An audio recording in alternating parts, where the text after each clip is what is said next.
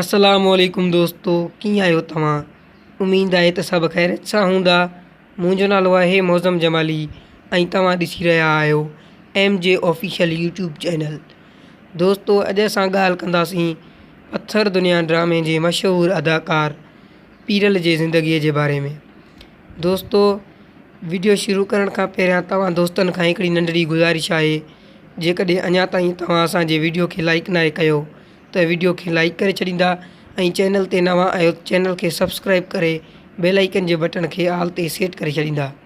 त दोस्तों, हलूं था पंहिंजे वीडियो जी तरफ़। दोस्तों, पीरल जो असुलु नालो मलूक थेंबो आहे। ही लाड़काणे शहर में पैदा थियो।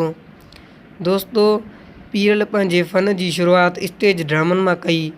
दोस्तों, उनखां पोइ KTN चैनल आयो, हुन में हिन सभ खां पहिरियों ड्रामो पत्थर दुनिया कयो, जंहिंमें हिन लाला अब्दुल हुसैन सारियो सां गॾु पीरल जो किरदारु तमामु सुठे नमूने सां कयो। दोस्तों, पत्थर दुनिया ड्रामे में हिन खे काफ़ी शोहरत हासिलु थी। दोस्तों, उनखां पोइ हिन दर्दनि जो दरिया ऐं पंहिंजा परावा ड्रामा कया, जंहिंमें बि हिन खे तमामु सुठी मोट मिली। दोस्तों, उनखां पोइ हिन ग़ुलाम हुसैन उमरानी जे डायरेक्शन हेठि टेली फिल्म जानू धाड़ेल कयो। दोस्तों, अॼुकल्ह पीरल उर्फ़ मलूक थेंबो पंहिंजे डायरेक्शन में बि काफ़ी फिल्मूं ठाहे रहियो आहे, जंहिंमें हिन खे तमामु सुठी मोट मिली रही आहे।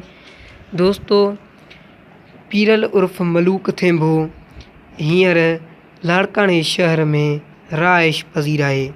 दोस्तों, उम्मीद आहे त असांजो इहो नंढिड़ो वीडियो तव्हां दोस्तनि खे पसंदि आयो हूंदो। जेकॾहिं पसंदि आयो हुजे त वीडियो खे लाइक करे चैनल खे सब्सक्राइब करे बेल आइकन जे बटन खे ऑल ते सेट करे छॾींदा।